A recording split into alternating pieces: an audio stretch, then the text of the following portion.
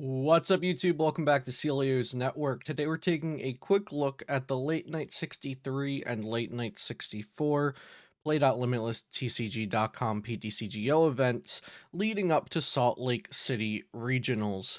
And I think these are going to be important online events to look at because the Late Night 63, which was held on Tuesday at 12 p.m. Eastern, had almost 300 players in it, and the Late Night 64, held a few hours later the same day, had 400 players in it. So there's a lot of people playing in these events, testing their decks, trying new ideas, or just practicing with the deck that they're going to bring to Salt Lake City. So we'll look at the metagame and we'll also look at the results and some of the deck lists today. Before we get into it though, please check out all of my sponsors in the description down below if you need sleeves, PTCGO codes, cards, anything like that. We have affiliate links and codes down below. Also remember to subscribe to this channel for daily Pokemon TCG content and join the Discord. So let's take a look at the metagame here. This is out of just about 300 players. Giratina Lost Zone Box and Lost Zone Box were the most popular decks, totaling to almost 30%. I think it's safe to say that about 30% of Salt Lake City will be Comfy engine decks. And I'd also add on to that probably around 20% will be, actually 20 to 25% I'd assume, will be Kyurem Palkia decks. So maybe that Giratina and Lost Zone, the Comfy engines, maybe I should say 25%, and then Palkia decks around 25%, meaning about half of the meta will be Comfy plus Palkia decks. And that's kind of the way I compartmentalize the meta game in my head to see if there's something that can beat these groups of decks. You know, half of the meta game isn't one single deck, but if you can narrow it down to decks using engines and decks that are weak to things and stuff like that, you know, saying half the meta is Comfy or Palkia, that could lead to ideas with Vikavolt V, or it can lead to ideas with a lightning type attacker that can heal itself and be tanky against the Comfy decks, you know. But we do have 15% Giratina, 14% Lost Zone Box, 11% Mew, 8%, excuse me, 8% Kyurem, 8% Palkia and Teleon, 7% Blissey, and 4% Reggie. And this is 4% Reggie with gift energy being bugged on PTCGO. So I'd assume this goes up, maybe like 4% in real life, where gift energy is not bugged. And then Hisuian Zorak, Arceus Gudra, etc., and so on. So I think, yeah, Giratina Lost Zone Box had a large spike in play because I think people are becoming more comfortable with it. We've been saying this. I've been saying it. Other content creators, other players have been saying this. Giratina would continue to get closer to its potential as lists got better and players got better with it. So let's look at this list here that got first place in the Late Night 63. Playing a 3-3 Tina, and I love 2 Roxanne. This is something I tested out a few weeks ago. Never got really in depth with it because I was testing out a plethora of different decks and ideas, but I really, really like the 2 Roxanne in Tina. I really like Capture Energy. Not a huge fan of Temple of Sinnoh, but it's there to counter Wash Energy in the Kyurem decks, but I don't think Kyurem is popular enough. I guess Roxanne Sinnoh also can be a counter to Regigigas, but I'm not a huge fan of the Sinnoh. But the 3-3 Tina with no Thornton makes sense. If you know how to approach your matchups and exactly when you can bench your Tinas.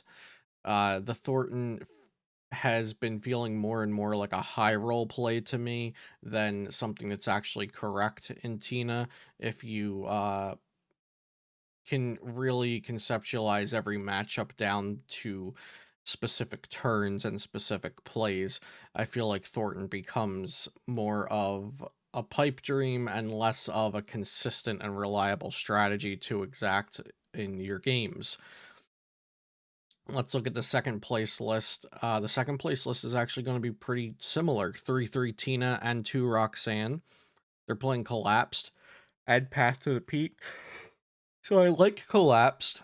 Collapsed is good against Palkia because when you collapse them, they're probably going to keep their Manaphy and they're going to lose a Sobble or a Drizzle. So even if you can't get to their Drizzles with Moonlight Shuriken because they have Manaphy down, Collapse Stadium will likely force them to lose one of those Drizzles that they're trying to protect.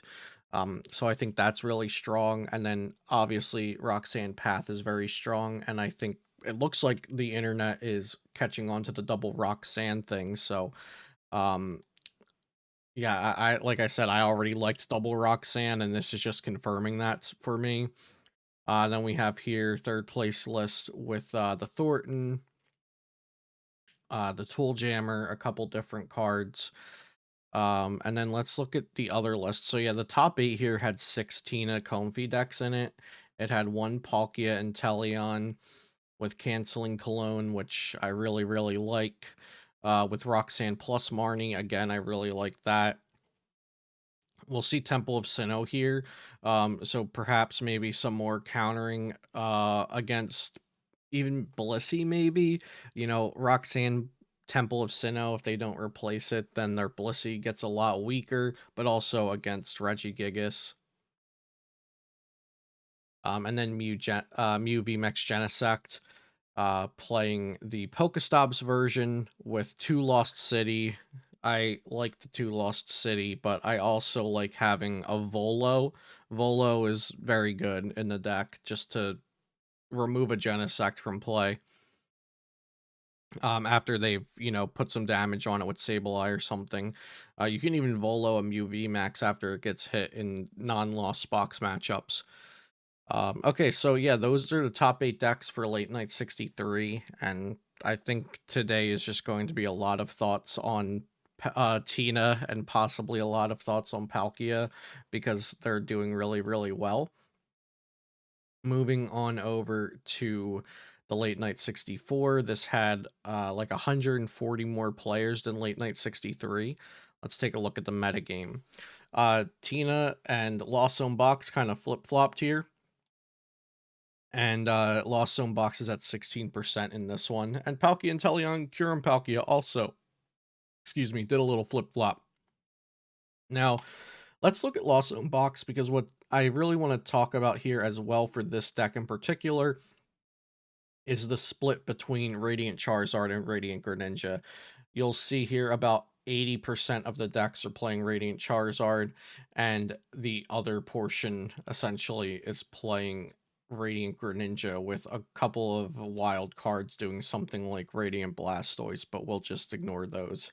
So about 4 out of 5 of them are Radiant Charizard, with others being Radiant Greninja. The Radiant Greninja decks are going to be a lot more complicated and have more tech cards, and we're just going to click Lost Zone decks until we find one with Greninja so we can use it as an example. Perfect, here we go. So you'll see that these will vary. You can play something like the Zygarde. It can knock out Arceuses. You can play something like the Kyogre, which I've profiled on this channel. Aqua Storm is a really powerful late game attack. You have the Crabominable to take one shots on things. And then also, of course, Radiant Greninja, which is an awesome attacker and an awesome draw engine.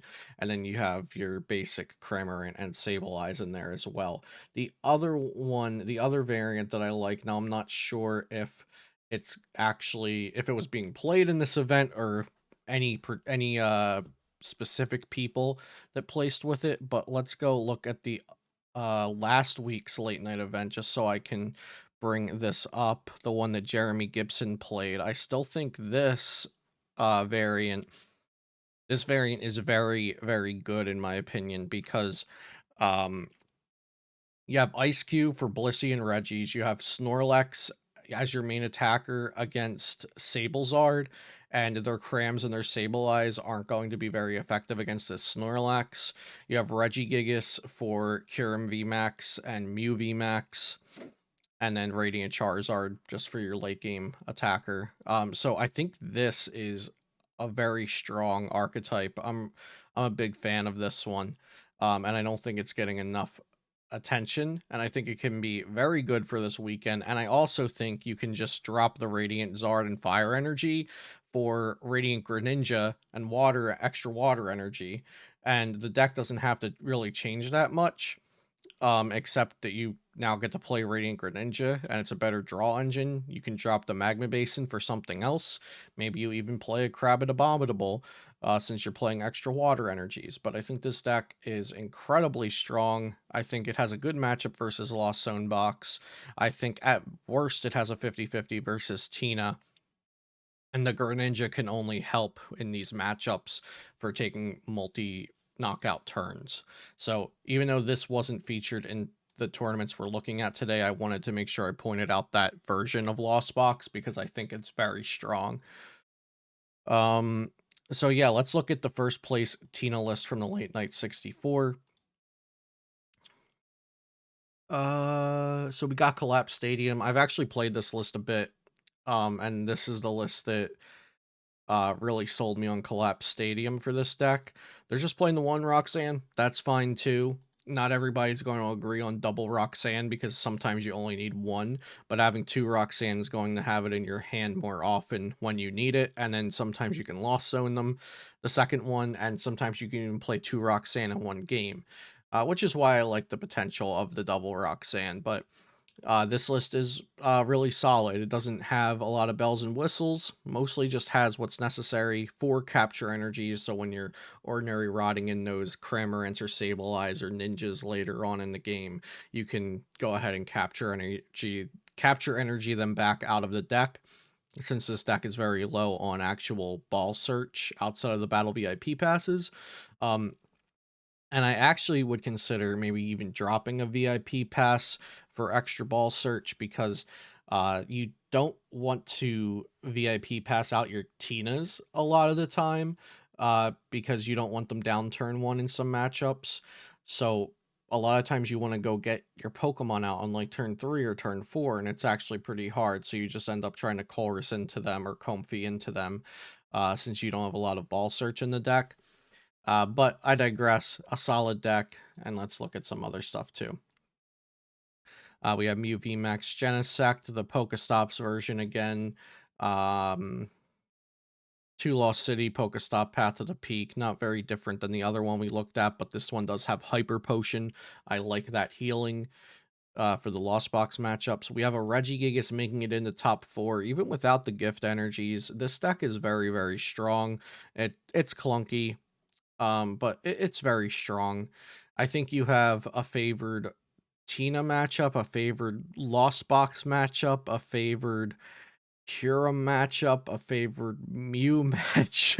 You have a lot of you have a lot of favored matchups with Regigigas, all right. It's just a bit of a clunky deck on PTCGO. It doesn't have gift energy, which holds it back, but it still did super well. And then we have some Sableye Charizard doing well toward Reklev's list. Another Giratina here. We got James Sims. I know he's been a big advocate of the Thornton builds. Also playing the Snorlax. I think I like Twin Energy or Capture Energy better than the Aurora every time. But I like Snorlax a lot. It's a really strong attacker. 180 on a single prizer for no downside is pretty busted. We also had Orion Sutherland with Arceus Giratina in top 8, and Arceus Giratina has been getting more attention lately, I think, in these online events. It's just a beat stick deck that's pretty consistent, and it has Marnie Path, and we love ourselves some Marnie Path. I think this struggles against a single prize deck, so let's look at the matchups here. Beating Dialga, Gudra, Lost Box, Tina, losing to Palkia, losing to Tina, beating Arcudra. Okay, so this deck's just great against Arcudra. If you're gonna play against Arcudra all day, play this deck, it looks like. Lost to Palkia and Tina, beat the Gudra, beat Kyurem, beat Arceus, Mewtwo v Union, which we're not really expecting, so that doesn't really matter. And then Tina, and then Lost Box. So did great. Let's look at the metagame for Arceus Giratina. There were 14 players on it, with a 57% win rate. 3 of them finishing in top 32. That bodes pretty well. Let's look at the matchups here. 5-0 against Arcudra, 3-0 against Blissey. What are the bad matchups? What's the reason not to play it? It goes 50-50 against Mugenisect, it looks like. It's unfavored versus Lost Zone Box, but it's not unwinnable. And it's unfavored versus Palkia and Teleon. Okay, so it has less than desirable matchups against 2 of the best decks, maybe, but its overall matchup spread is very strong because it's just an inherently strong deck. So I think we'll end it there for today on these tournament analysis. But tomorrow, expect some updated thoughts and predictions going into SLC. So yeah, with all that said, thanks for watching today, and I'll see you next time here on Celio's Network.